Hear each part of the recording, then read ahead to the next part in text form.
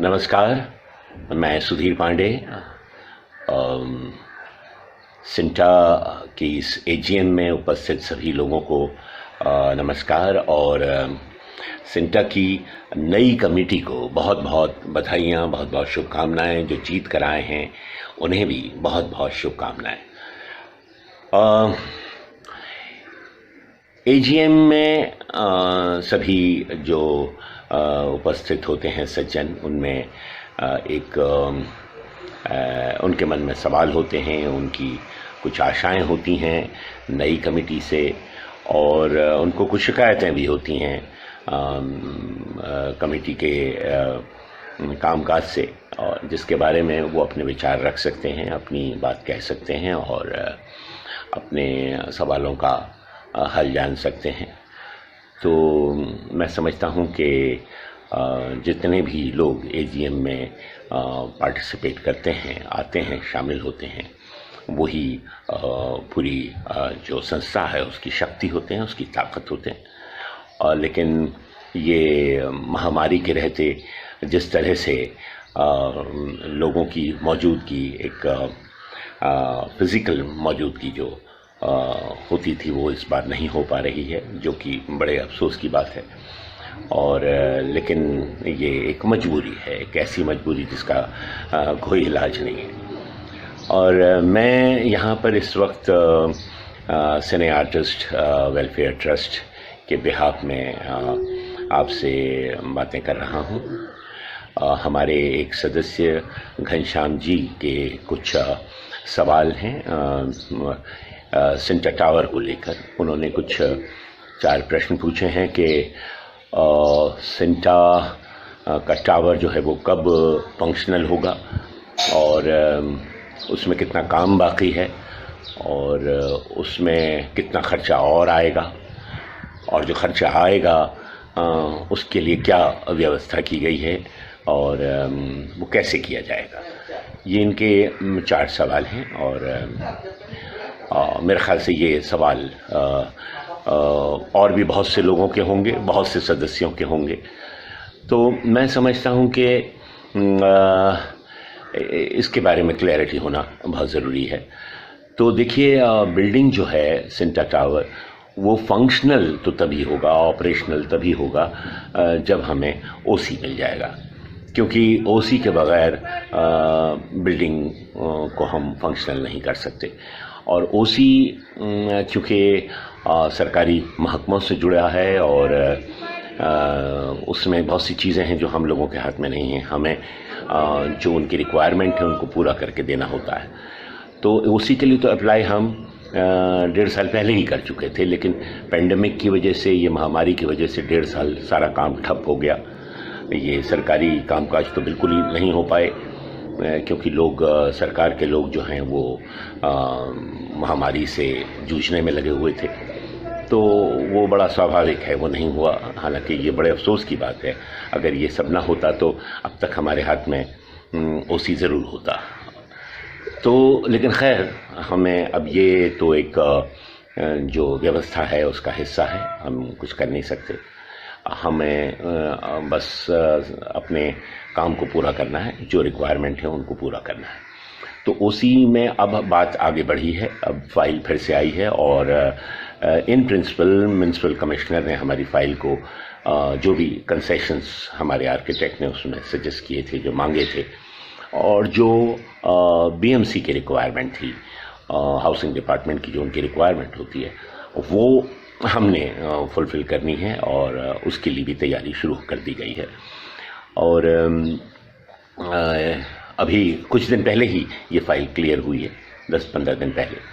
तो और इस बीच हमारी बिल्डिंग में वो जो साइक्लोन, तूफ़ान, बारिश के दौरान काफ़ी नुकसान हुआ, खिड़की के शीशे टूटे, और लेकिन वहाँ पर एक चीज़ ये अच्छी हुई कि जो बिल्डिंग में एक लीकेज, पानी का लीकेज हो रहा था, जो वो एक समस्या थी, वो फिर उभर कर सामने आई। और हमने उसके लिए जो हमारे कॉन्ट्रैक्टर हैं, एक्सपर्ट कंस्ट्रक्शन वाहिद शाहिद, उनसे हमने जवाब तलब किया। हमने कहा कि साहब, ये आपके काम के दायरे में आता है, ये तो बहुत ही बड़े निम्न स्तर का काम है, इसको आपने ठीक से करना चाहिए और ये आपकी जिम्मेदारी है कि इसको आप ठीक से करें, क्योंकि ये भी एक बहुत बड़ा मसला है जो उसी से जुड़ा हुआ है। अब चूंकि हमारी फाइल क्लियर हो गई है तो अब कम से कम किसी तरह का उसमें नुक्स नहीं निकलना चाहिए। तो वो काम अब शुरू हो गया है और कॉन्ट्रैक्टर ने हमें 10 साल की वारंटी दी है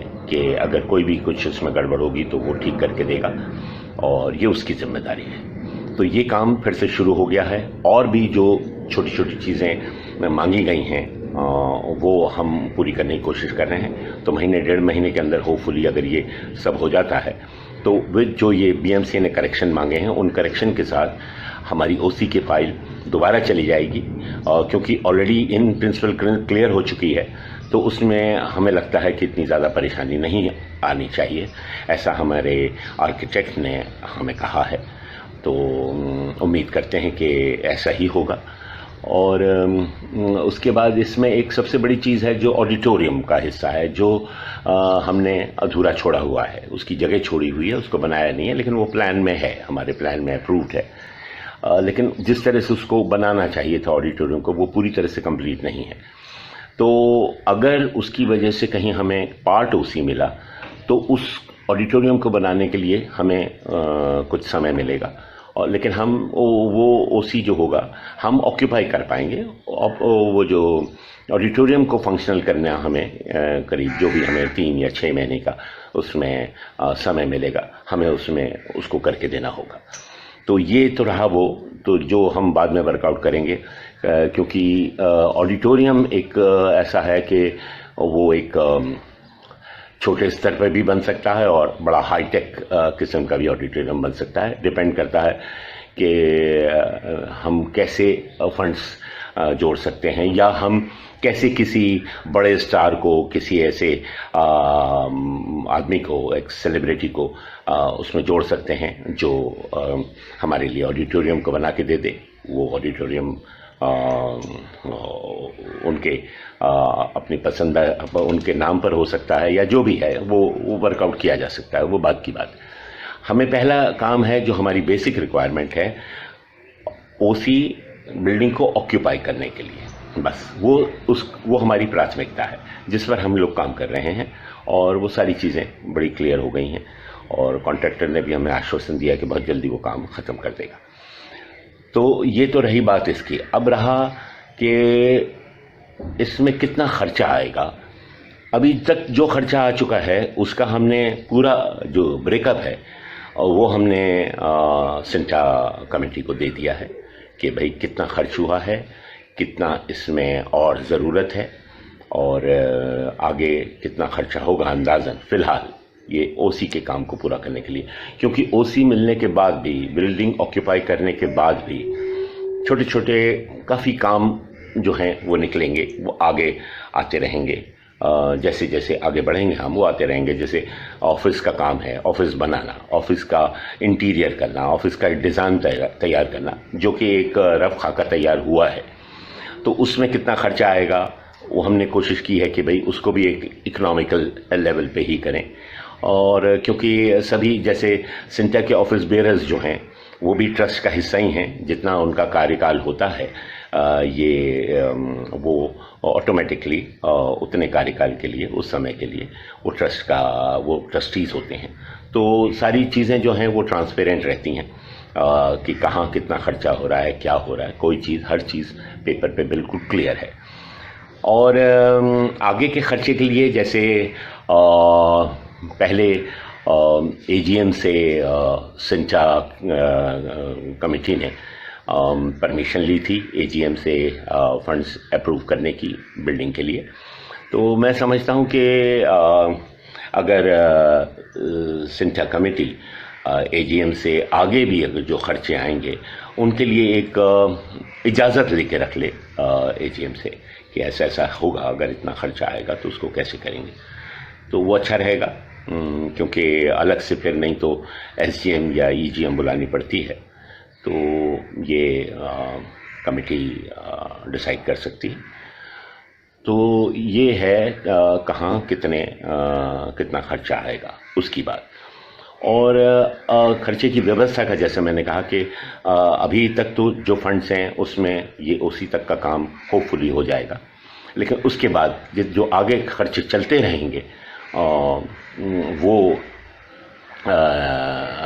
वो सिंटा कमेटी के साथ बैठकर ट्रस्ट को आपस में ही वो देखना पड़ेगा कि कैसे उन फंड्स का इंतजाम किया जाए। लेकिन सबसे ज़्यादा इम्पोर्टेंट अभी बिल्डिंग को ऑक्यूपाई करना है, और जिसके लिए ओसी हमें चाहिए। अब रही बात इसमें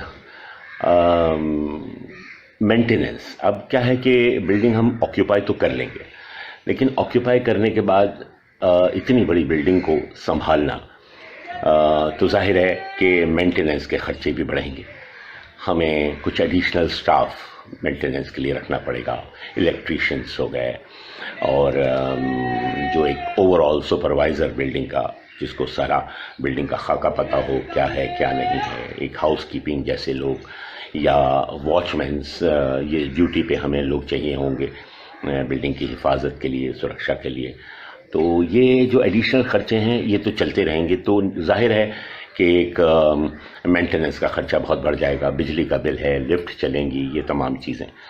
तो उसके लिए ये अभी तय किया गया है कि उसके हम 1 या 2 फ्लोर लीज आउट कर देंगे, और जो भी हमें लीज रेंट आएगा और जो भी डिपॉजिट आएगा उससे हम बिल्डिंग के मेंटेनेंस को करने की कोशिश करेंगे। तो मेरे ख्याल से आपके सवालों का मैंने जवाब दे दिया घनश्याम जी, और कोई और भी अगर आपके मन में सवाल हों तो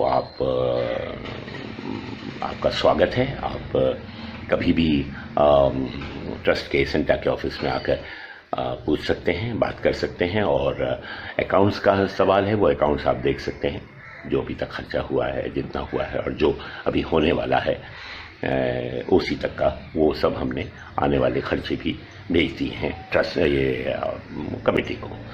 तो मैं समझता हूँ कि आपके सभी सवालों का जवाब मेरी इन बातों में आ गया होगा। तो बहुत बहुत धन्यवाद, आपने ये सवाल रखे, और आपके माध्यम से मैं बाकी सदस्यों तक भी पहुंच पाया हूं। तो thank you, all the best.